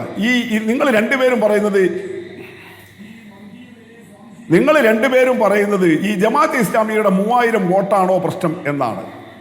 നിങ്ങൾക്ക് ആശയങ്ങളുടെ സ്വാധീനത്തെ അറിയാത്തവരാണോ നിങ്ങൾ? അതുകൊണ്ടാണ് ആശയങ്ങളുടെ സ്വാധീനം അല്ലല്ല, അങ്ങനെ പറയുമ്പോൾ നിങ്ങൾക്ക് കിട്ടിയ പിന്തുണക്കാലം കൂടി വീണ്ടും ആവർത്തിക്കേണ്ടി വരും. എന്തിനാണ് ശ്രീ VPP മുസ്തഫ? എത്ര ചർച്ചകളിലായി? അത് വിടൂ. ഒരു ജയം അപ്പുറത്തൊരു പരാജയം സംഭവിച്ചു കഴിയുമ്പോൾ അതിനെ യഥാർത്ഥ രൂപത്തിൽ അതിനെ പ്രായോഗികമായി വിലയിരുത്തുന്നതിന് പകരം വീണ്ടും അത് തന്നെ ആവർത്തിക്കുന്നതിലെ ലക്ഷ്യം എന്താണെന്നുള്ളതാണ് സംശയം. ഇവിടെ ഈ തെരഞ്ഞെടുപ്പിൽ എവിടെയാണ് മുസ്ലിം ലീഗ് വർഗീയ പ്രചാരണം നടത്തിയത്? ഒരു കാര്യം ചൂണ്ടിക്കാണിച്ചോളൂ, ഒരു ഉദാഹരണം ചൂണ്ടിക്കാണിച്ചോളൂ. ഒരാശയം ജനമനസ്സുകളെ സ്വാധീനിക്കുക, അല്ല അങ്ങനെ അതിന് പിന്നിൽ ആളുകളെ അണിനിരത്താൻ അല്ലല്ല, അങ്ങനെ പല ആശയങ്ങളുള്ളവരാണല്ലോ ഇന്ത്യ എന്ന് പറഞ്ഞാൽ അങ്ങനെയാണല്ലോ, നാനാത്വത്തിൽ ഏകത്വമാണല്ലോ, പല ആശയങ്ങളുള്ളവരുണ്ട്. അങ്ങനെ പല ആശയങ്ങളുള്ളവർക്ക് ഈ തെരഞ്ഞെടുപ്പിൽ ഇന്ന ആശയങ്ങളുള്ളവരെ, ഇന്ന നിലപാടുള്ളവരെ ഒന്ന് പിന്തുണയ്ക്കാം എന്ന തീരുമാനമെടുക്കാൻ കൂടി കഴിയുന്നതാണ് ഇവിടുത്തെ ജനാധിപത്യ സംവിധാനം. ആ ആശയങ്ങളുള്ളവർ ഈ നാട്ടിലെ വേണ്ട എന്ന് പറയുന്നതിന് ഫാസിസം എന്നാണ് പറയുക. അപ്പോൾ നിങ്ങൾ എന്താണ് സ്വാംശീകരിച്ചിരിക്കുന്നത്? നിങ്ങളെ ഒരു കാലത്ത് പിന്തുണച്ചപ്പോൾ അവർക്ക് ഈ ആശയം ഉണ്ടായിരുന്നില്ലേ? എപ്പം മുതലാണ് ഈ ആശയം വന്നത്? അവർ തുടങ്ങിയത് ഈ ആശയത്തിലല്ലേ? നിങ്ങളെ പിന്തുണച്ചവരല്ലേ? അതെങ്ങനെയാണ് നിങ്ങൾക്ക് മറച്ചു വെക്കാനാവുക?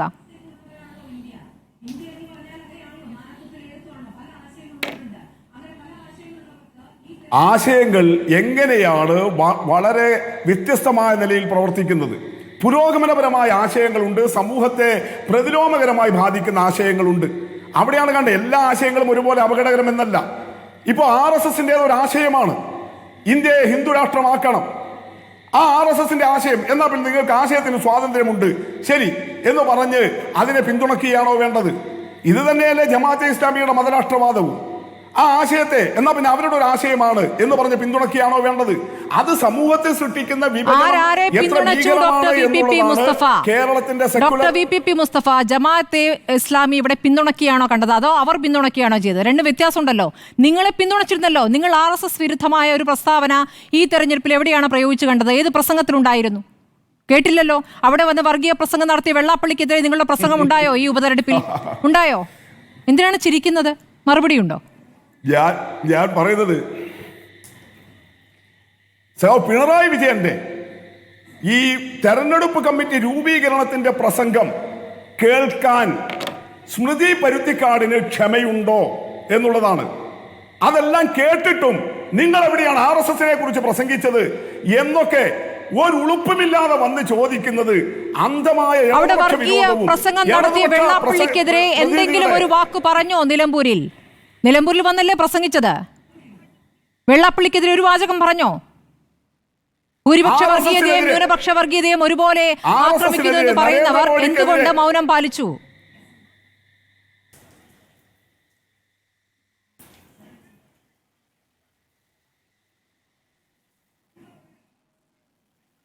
RSSനെതിരെ, നരേന്ദ്രമോദിക്കെതിരെ കേരളത്തിലും ഇന്ത്യയിലുമെല്ലാം വർഗീയവും ജാതീയവുമായ ആശയങ്ങൾ ഉണ്ടാക്കുന്നവർക്കെതിരെയെല്ലാം അതിനിശിതമായിട്ടാണ് CPIMന്റെ പോളിറ്റ് ബ്യൂറോ അംഗമായിട്ടുള്ള മുഖ്യമന്ത്രി മുതൽ എല്ലാ നേതാക്കളും പ്രസംഗിച്ചിട്ടുള്ളത്.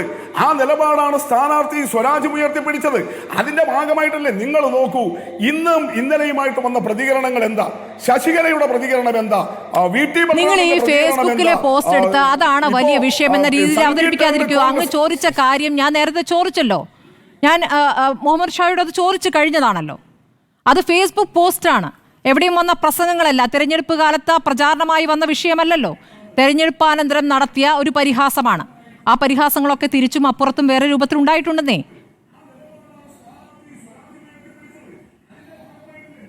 ഇങ്ങനെ സംസാരിക്കാനേ അനുവദിക്കില്ല എന്ന് പറയുന്നത് എന്തൊരു അസഹിഷ്ണുതയാണ്. ഞാൻ അസഹിഷ്ണുതയില്ല, ഞാൻ ഇടയ്ക്ക് ചോദിച്ചതാണ്. അതിങ്ങനെ അങ്ങനെ പറയാ എന്ന് പറഞ്ഞിട്ട് പറഞ്ഞോളൂ, അങ്ങ് പറഞ്ഞോളൂ.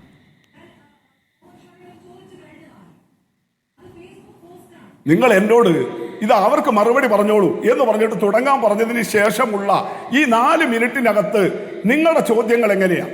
ഞാൻ നേരത്തെയും സ്മൃതിയോട് ഇതുപോലെ ചർച്ചയിൽ വന്നപ്പോൾ പറഞ്ഞു, നിങ്ങൾ ഇങ്ങനെ ഫ്ലോ തടസ്സപ്പെടുത്തുന്നത് നിങ്ങൾക്ക് വ്യക്തമായ ലക്ഷ്യമുണ്ട്. കാരണം എന്താ? നിങ്ങളും സുജയ പാർവതിയും എല്ലാം റിപ്പോർട്ടർ ചാനലിൽ സ്വീകരിക്കുന്ന സമീപനം എന്താ? കടുത്ത ഇടതുപക്ഷ വിരുദ്ധതയാണ്. അതുകൊണ്ടാണല്ലോ സുജയ പാർവതി നിങ്ങളുടെ സഹപ്രവർത്തക ഫേസ്ബുക്കിൽ ഇട്ടത് പൂമരം എന്ന് ഈ തെരഞ്ഞെടുപ്പിനെ കുറിച്ചിട്ട്. ഇതാണ് നിങ്ങളുടെ സ്വഭാവവും രീതിയും. നിങ്ങൾ നിഷ്പക്ഷ ഈ ചർച്ചയുമായി ബന്ധപ്പെട്ട് പറയൂ. ഫേസ്ബുക്ക് ഒക്കെ എല്ലാവരുടെയും സ്വകാര്യ ഇടമാണ്. അതേക്കുറിച്ച് പോസ്റ്റാണ് അദ്ദേഹം ഇട്ടിരിക്കുന്നത്.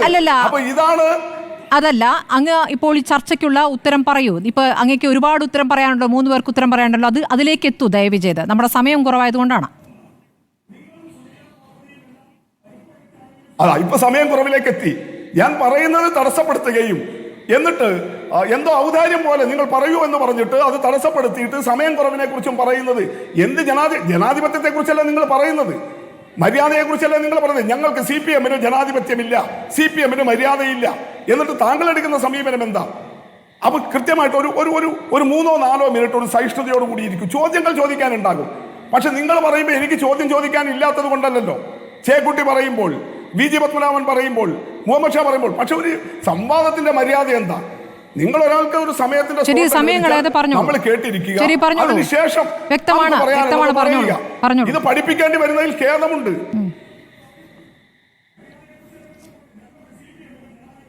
അപ്പൊ നമ്മുടെ മുന്നിലുള്ള സ്ഥിതി ഇതാണ് എന്ന് പറഞ്ഞു കഴിഞ്ഞാൽ സ്വരാജിന്റെ LDFന്റെ സ്വരാജ് എന്ന് പറയുന്ന വ്യക്തിയുടെ അല്ലല്ലോ, ഇടതുപക്ഷത്തിന്റെ തോൽവിയിൽ ആഘോഷം കാണിക്കുന്നത് സംഘികളുണ്ട്.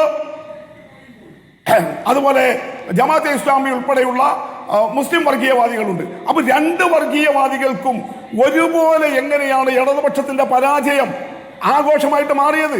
അതല്ലേ പരിശോധിക്കപ്പെടേണ്ടത്. നിങ്ങൾ പറയുന്നു സ്മൃതി ആവർത്തിച്ച് ശ്രമിച്ചത് എന്താ? ഇവിടെ CPMന്റെയും BJPയുടെയും പ്രസ്താവന ഒരുപോലെ. അതിനേക്കാൾ വലിയ പ്രസ്താവനയായിട്ട് വന്നത് കേരളത്തിൽ ഇന്ന് ഈ വിജയത്തെ സംബന്ധിച്ച്, ഇടതുപക്ഷത്തിന്റെ പരാജയത്തെ സംബന്ധിച്ച് ഏറ്റവും വലിയ ആഘോഷം ഒരു ഭാഗത്ത് സംഘീയ ഗ്രൂപ്പുകളും മറുഭാഗത്ത് മുസ്ലിം വർഗീയവാദികളുടെ ഗ്രൂപ്പുകളും ഒരുപോലെ ആഘോഷിക്കുന്നു. അപ്പൊ അവിടെ ഒരു കാര്യം വ്യക്തമാണല്ലോ, നിങ്ങൾ ആരോപിക്കുന്നത് പോലെ ഇടതുപക്ഷമോ സഖാവ് സ്വരാജോ ഒരു വർഗീയ നയവും സ്വീകരിക്കുന്നില്ല. ആരെയും പ്ലീസ് ചെയ്യുന്ന ഒരു വർഗീയവാദിയെയും പ്ലീസ് ചെയ്യിപ്പിക്കുന്ന നയത്തിലില്ല എന്നതിന്റെ വളരെ വ്യക്തമായ തെളിവാണ് സ്മൃതിയെ പോലുള്ള ആളുകൾക്ക് മനസ്സിലാക്കാൻ കഴിയും. രണ്ട് വർഗീയവാദികളും ഒരുപോലെ സഖാവ് സ്വരാജിന്റെയും LDFന്റെയും തോൽവി ആഘോഷിക്കുന്നതിൽ നിന്ന്. ഇനി ഇവിടെ പറഞ്ഞ ഈ വോട്ടിന്റെ കണക്കും അതുപോലെ എടുത്തു കഴിഞ്ഞാൽ ഇപ്പോ അൻവറിന് കിട്ടിയ വോട്ട് എല്ലാം അപ്പുറത്ത് ചേർത്താൽ ഭരണവിരുദ്ധ വികാരമല്ലേ? ഇനി അൻവർ അദ്ദേഹം പറഞ്ഞ നിലപാടുകൾ തിരുത്തി ഇടതുപക്ഷത്തോടൊപ്പമാണ് നിൽക്കുന്നതെങ്കിലോ, ഇടതുപക്ഷത്തിന് കിട്ടിയ 66,000-ഉം അൻവറിന്റെ 20,000 കൂട്ടിയാൽ 86,000 ഇടതുപക്ഷത്തിനല്ലേ വരുന്നത്. അപ്പോഴെവിടെയാ ഭരണവിരുദ്ധ വികാരം? അതുകൊണ്ട് നിലമ്പൂരിന്റെ ആകാശത്തിൽ ഇന്നലെ ഉണ്ടായ ഒരു വിധി വെച്ചിട്ട് കേരളമാകെ ഇങ്ങനെയാണ്, 2026 അങ്ങനെയാകാൻ പോവുകയാണ് എന്ന് വിധി എഴുതുന്നത് കിണറ്റിലെ തവളയുടെ അവസ്ഥയായിരിക്കും. ശരി, കുഴപ്പമില്ല. അങ്ങനെയെങ്കിൽ ശ്രീ VP മുസ്തഫ, നിങ്ങൾ എങ്ങനെ പരാജയപ്പെട്ടു എന്നതിലൊരു വ്യക്തമായ മറുപടി നിങ്ങൾക്കുണ്ടായാൽ ഈ ചോദ്യങ്ങൾ ഉണ്ടാകില്ല. നിങ്ങൾക്കിവിടെ ഭരണവിരുദ്ധ വികാരമില്ല. നിങ്ങൾക്കിവിടെ ഗൗരവത്തിൽ കാണേണ്ടത് കേരളത്തിന്റെ സെക്യുലർ ഫാബ്രിക് ആരാണ് തകർക്കാൻ ശ്രമിക്കുന്നത് എന്ന ചോദ്യം നിങ്ങൾക്ക് നേരെ ഉയരുന്നുണ്ട്. ശ്രീ VP മുസ്തഫ, ഈ തെരഞ്ഞെടുപ്പിൽ ഉടനീളം നിങ്ങളുടെ പ്രചാരണ വിഷയം എന്തായിരുന്നു എന്നുള്ളത് തന്നെയാണ് ഇവിടെ ഏറ്റവും പ്രധാനപ്പെട്ട വിഷയമാകുന്നത്. സെക്യുലർ ഫാബ്രിക് തന്നെയാണ് പ്രശ്നം, അത് തന്നെയാണ് പ്രശ്നം. ശ്രീ VP മുസ്തഫ, ഒരു തർക്കവുമില്ല. ആ ഭരണ നേട്ടങ്ങൾ മാത്രമൊന്നുമല്ല പറഞ്ഞു. ആര് പറഞ്ഞു? അല്ലല്ല, ഇപ്പോൾ നേരത്തെ പരിഹസിച്ചല്ലോ. പിണറായി വിജയന്റെ പ്രസംഗത്തിൽ എത്ര തവണ ജമാഅത്തെ ഇസ്ലാമി എന്ന് പറഞ്ഞെന്ന് അങ്ങ് പരിശോധിക്കൂ. എത്ര തവണ പാർട്ടി സെക്രട്ടറി പറഞ്ഞെന്ന് അങ്ങ് പരിശോധിക്കൂ. അഡ്വക്കേറ്റ് മുഹമ്മദ് ഷാ, ഇനിയിപ്പോൾ ഈ ജമാഅത്തെ ഇസ്ലാമി എന്ന വിഷയത്തിൽ ഇനി കൂടുതൽ സമയം കളയുന്നില്ല. PV അൻവറുമായി ബന്ധപ്പെട്ട് PV അൻവർ നേടിയ വോട്ടുകൾ അത് ഗൗരവത്തിൽ കാണുന്നു, ആ കണക്ക് ചെറുതല്ല എന്നാണ് KPCC അധ്യക്ഷൻ പറഞ്ഞത്. പക്ഷേ ഇന്നിപ്പോൾ ഒരു അഭിമുഖത്തിൽ VD സതീശൻ കൃത്യമായി പറയുന്നുണ്ട്, ഈ തരത്തിൽ വിലപേശിക്കൊണ്ട് ഒരാൾക്ക് ഒരു മുന്നണിയിലും ഭാഗമാകാൻ പറ്റില്ല എന്ന്. അതിലൊരു കൃത്യമായ നിലപാട് അദ്ദേഹത്തിനുണ്ട് എന്ന് തോന്നുന്നു. പക്ഷേ അത് UDFന്റെ ഒറ്റക്കെട്ടായ തീരുമാനം എന്ന രൂപത്തിലാണ് അത് അവതരിപ്പിക്കപ്പെടുകയും ചെയ്തിരിക്കുന്നത്. അതിലൊരു അന്തിമ തീരുമാനമായോ യഥാർത്ഥത്തിൽ? സ്മൃതി, അതിനെക്കുറിച്ച് എനിക്ക് അറിയില്ല. കാരണം ഞാൻ ആ ചർച്ച വരുമ്പോൾ ഈ ഒരു ഇഷ്യൂ ആണെന്ന് പറയാത്തതുകൊണ്ട് ഞാൻ പരിശോധിച്ചിട്ടില്ല. ഞാൻ എനിക്കൊരു 2 മിനിറ്റ് വേണം. കാരണം VP മുസ്തഫ പറഞ്ഞപ്പോൾ ഒരു കാര്യം എനിക്ക് ക്ലാരിഫൈ ചെയ്യണം. എൻ്റെ പൊളിറ്റിക്കൽ പാർട്ടിക്കെതിരെ തന്നെ അദ്ദേഹം ഒരു ആക്ഷേപം ഉന്നയിച്ചു പോയതുകൊണ്ട് ഞാൻ മറുപടി പറഞ്ഞാൽ മതിയാവും. അതിനെനിക്ക് ആ സമയം ഞാൻ എടുക്കുകയാണ്. അതായത് മുസ്ലിം ലീഗിനെതിരെ VP മുസ്തഫ എടുത്തിരിക്കുന്ന ആരോപണം മുസ്ലിം ലീഗ് എൻ്റെ രാഷ്ട്രീയത്തെക്കുറിച്ച് പറയുന്നു. VP മുസ്തഫ ഒരു ഡോക്ടറേറ്റ് ഉള്ള ആളായിട്ടാണ് ഞാൻ വിശ്വസിക്കുന്നത്. ഞാനും ഒരു പൊളിറ്റിക്കൽ സയൻസ് വിദ്യാർത്ഥിയായിരുന്നു. ജനാധിപത്യത്തിൽ മൈനോറിറ്റി പൊളിറ്റിക്സിനെ കുറിച്ച് നമുക്ക് വ്യക്തമായ ബോധ്യം നമുക്ക് വേണം. മൈനോറിറ്റി രാഷ്ട്രീയം എന്ന് പറഞ്ഞാൽ ഡെമോക്രാറ്റിക് പ്രോസസ്സിൽ മൈനോറിറ്റി എന്നത് ഒരു നെസസറി ഈവിളാണ്. അത് മൈനോറിറ്റി എപ്പോഴും ഉണ്ടാകും. എല്ലാ രാജ്യങ്ങളും ജനാധിപത്യ രാജ്യങ്ങളും ഉണ്ടാകും. അത്തരം സ്ഥലങ്ങളിൽ മജോറിറ്റി മുഖ്യധാര രാഷ്ട്രീയ കക്ഷികൾക്ക് മൈനോറിറ്റി ഇഷ്യൂസ് റേസ് ചെയ്യാൻ പറ്റാത്ത സാഹചര്യം ജനാധിപത്യത്തിൽ ഉണ്ടാകും. കാരണം മജോറിറ്റി ഇൻട്രസ്റ്റ് പ്രൊട്ടക്ട് ചെയ്ത് അവർക്ക് നിന്നാൽ അവരുടെ നിലനിൽപ്പിനെ ബാധിക്കും. ഇപ്പോൾ നമുക്ക് ജർമ്മനിയിലാണെങ്കിൽ പോലും ഈ ജൂതന്മാർക്കെതിരെയുള്ള ആക്രമണം നടത്തുമ്പോൾ അവിടുത്തെ മൈനോറിറ്റിയുടെ വോയിസ് റേസ് ചെയ്യാൻ പറ്റാത്ത അവസ്ഥയിലേക്ക് അത് പോയിരുന്നു. ഒരു മജോറിറ്റി നാഷണലിസ്റ്റിക് മൂവ്മെൻ്റ് ആണ് അവരെ തകർത്ത് കളഞ്ഞത്. അത്തരം സാഹചര്യത്തിൽ ജനാധിപത്യ രാജ്യങ്ങളിൽ ആ വോയിസ് റേസ് ചെയ്യാന്നുള്ള റൈറ്റാണ്. അതുകൊണ്ടാണ് നമ്മുടെ ഭരണഘടനയിൽ ആർട്ടിക്കിൾ 29 30 ഒക്കെ എഴുതി ചേർത്തിരിക്കുന്നത് മൈനോറിറ്റി റൈറ്റ്സ് പ്രൊട്ടക്ട് ചെയ്യണം. ഇത് മനസ്സിലാകാത്തൊരു രാഷ്ട്രീയ പാർട്ടി BJP അല്ലെങ്കിൽ RSSന് അത് മനസ്സിലാകില്ല. കാരണം ഒരു മജോറിറ്റി പൊളിറ്റിക്സ് പറയുന്നവരാണ്. CPM അത് മനസ്സിലാകുന്നില്ല എന്ന് പറഞ്ഞാൽ മുസ്ലിം ലീഗ് പോലൊരു രാഷ്ട്രീയ പാർട്ടി അങ്ങനെ പറയേണ്ടതുണ്ട്. ആ വോയിസ് റേസ് ചെയ്യപ്പെടേണ്ടതുണ്ട്. അല്ലെങ്കിൽ അവർ സൈഡ് ലൈൻ ചെയ്യപ്പെടും, പാർശ്വവൽക്കരിക്കപ്പെടുന്ന ശബ്ദം ഉയർത്തപ്പെടണം എന്ന് ചിന്തിക്കേണ്ടത് കമ്മ്യൂണിസ്റ്റ് പാർട്ടിയാണ്. ഒരു കമ്മ്യൂണിസ്റ്റ് പാർട്ടിയുടെ പ്രതിനിധിയായിട്ടിരുന്നു കൊണ്ട് ആ മൈനോറിറ്റി രാഷ്ട്രീയത്തെ ആ രാഷ്ട്രീയം പറയാൻ പാടില്ല. ആ രാഷ്ട്രീയ ഏതെങ്കിലും ഒരു മൊമെന്റിൽ മുസ്ലിം ലീഗ് വർഗീയമായ ഒരു സ്റ്റേറ്റ്മെന്റ്, വർഗീയമായ ഒരു തീരുമാനമെടുക്കാൻ തയ്യാറാകാത്തൊരു രാഷ്ട്രീയ കക്ഷിയാണ്. വളരെ കോൺഷ്യസ് ആയിട്ട് അതാണ് ലീഗ്, ജമാഅത്തെ ഇസ്ലാമി, SDPI എല്ലാത്തിനെയും ഇക്വേറ്റ് ചെയ്യാനുള്ള ബോധപൂർവമായ ശ്രമം ഈ ഘട്ടത്തിൽ ഉണ്ടായിട്ടുള്ളത് അപകടകരമായ രാഷ്ട്രീയമാണ്. ഞാൻ ബാക്കിയുള്ളവരിലേക്ക് പറയാൻ ഐഡിയോളജി അതല്ല. തീർച്ചയായും നമുക്ക് സമയമില്ലാത്തതുകൊണ്ടാണ് ദയവ് ചെയ്ത് ശ്രീ VP മുസ്തഫ സമയമില്ലാത്തതുകൊണ്ടാണ്. Advocate VP Sreepadmanabhan, Shri NP Chekkutty ദയവായി ക്ഷമിക്കുക. അടുത്ത ദിവസം നമുക്ക് പരിഹരിക്കാം. വളരെ നന്ദി advocate Muhammad Shah, VP Mustafa, VP Sreepadmanabhan, NP Chekkutty ചർച്ചയിൽ പങ്കെടുത്ത്.